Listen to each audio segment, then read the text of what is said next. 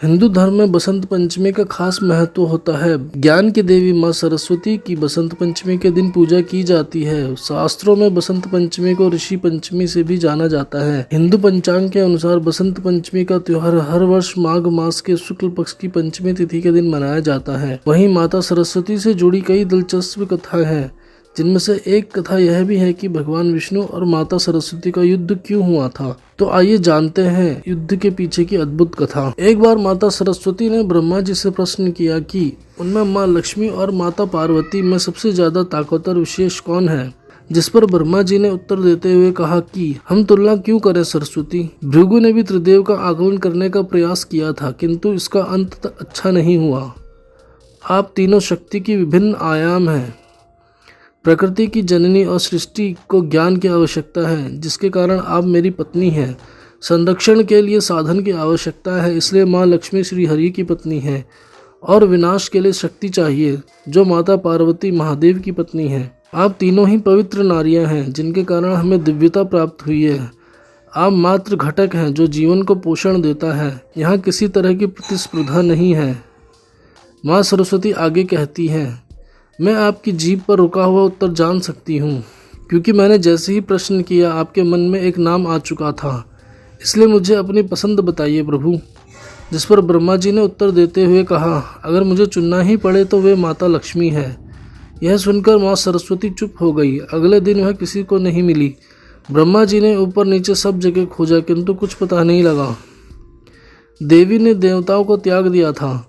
कई दिनों के बाद सभी देवता भूलोक पर प्रकट हुए। ब्रह्मा जी एक यज्ञ कर रहे थे और देवतागण उस यज्ञ में भाग लेने के लिए सम्मिलित हुए थे। यज्ञ वेदी का निर्माण सप्तकोणीय तारे के रूप में किया गया था, जिसके प्रत्येक कोण पर एक एक सप्तऋषि विराजमान थे। गंगा तट से जल और इंद्र के उद्यान से पुष्प लाए गए थे। इंद्रदेव वेदी को प्रज्वलित कर रहे थे। वायुदेव अग्नि की लपटों को पोषण कर रहे थे। विष्णु जी अपना शंख और विष्णु डमरू बजा रहे थे। नारद जी ने मंत्र जपना शुरू ही किया था कि वे स्तंभित हो गए। तभी एक वीणा का स्वर गूंजने लगा, जिसमें अन्य सारी आवाजें दब गईं। माता सरस्वती इस तरह प्रकट हुई जैसे किसी ने पहले नहीं देखा था।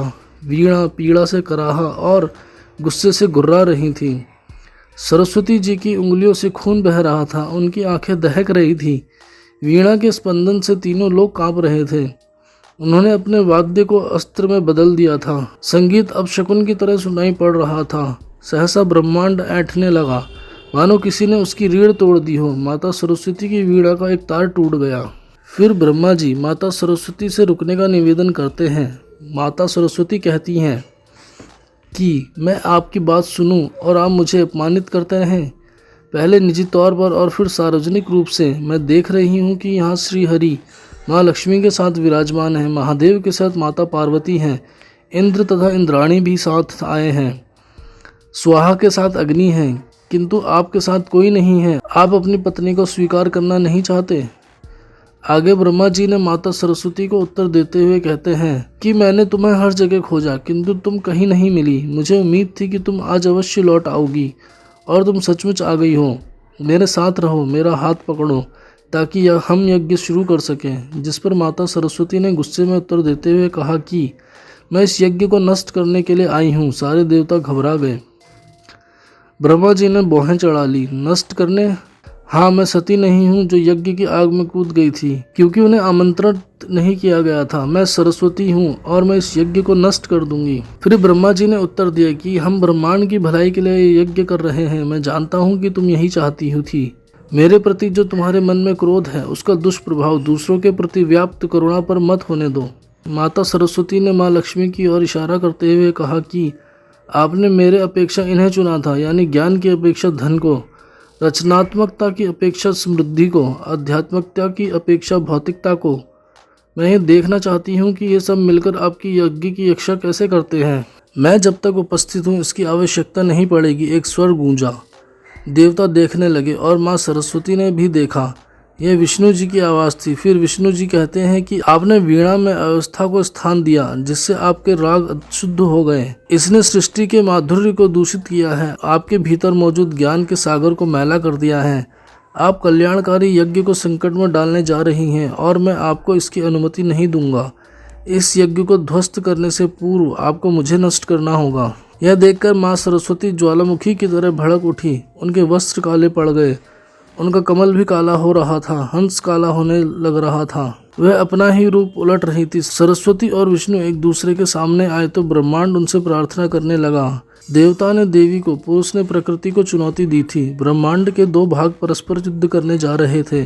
सरस्वती ने तुरंत माया शक्ति को एक विशाल नारकीय अग्नि के रूप में प्रकट किया, किंतु विष्णु जी ने इसे तत्काल बुझा दिया। फिर सरस्वती ने कपाली का शक्ति प्रकट की, किंतु विष्णु जी ने उसे भी विफल कर दिया। इसके बाद देवी ने कई अन्य भयानक शक्तियों का आह्वान करते हुए कालिका शक्ति को उत्पन्न किया, परंतु विष्णु जी के सामने वह शक्ति भी विफल हो गई। देवी क्रोध से जल रही थी और उनकी आंखें खून की तरह लाल थी। उनके केश खुले थे, हंस चिल्ला रहा था, कमल मुरझा चुका था। सबके देखते देखते माता सरस्वती का रूप बदलने लगा।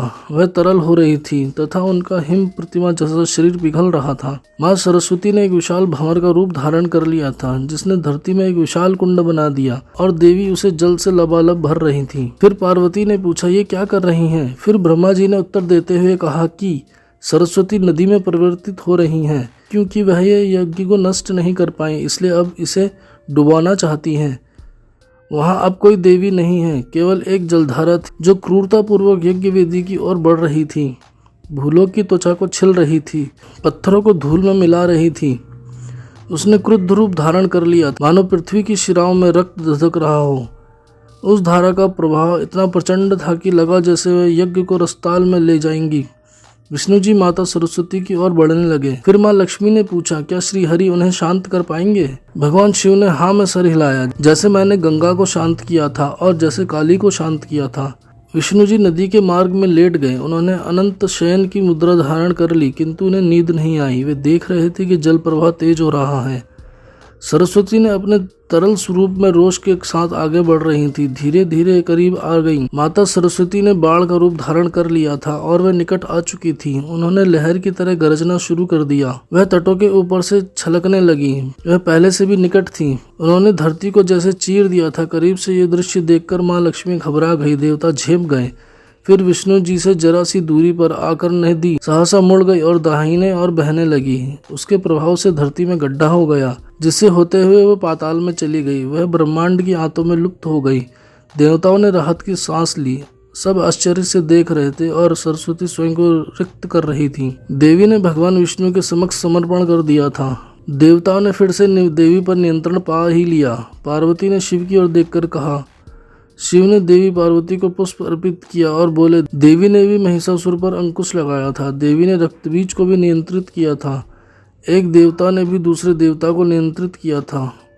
जब मैंने शरभ के रूप में नरसिंह को शांत किया था और श्रीहरि ने मेरे रुद्र तांडव को शांत किया था।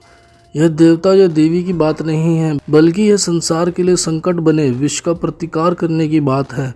आपको बता दें, ये जो भी जानकारी हमने आपको दी है, ये धार्मिक मान्यताएं और सोशल मीडिया के माध्यम से दी है। मोक्ष चैनल इसकी पुष्टि नहीं करता है। ऐसी तमाम जानकारियों के लिए मोक्ष चैनल को सब्सक्राइब कर दें, बेल आइकन को भी जरूर दबा दें, ताकि आपसे कोई भी महत्वपूर्ण जानकारी ना छूटे। और साथ ही साथ हर एक वीडियो का नोटिफिकेशन आप तक पहुँचे। कोई शिकायत या सजेशन देना चाहते हो तो नीचे कमेंट सेक्शन के माध्यम से दें।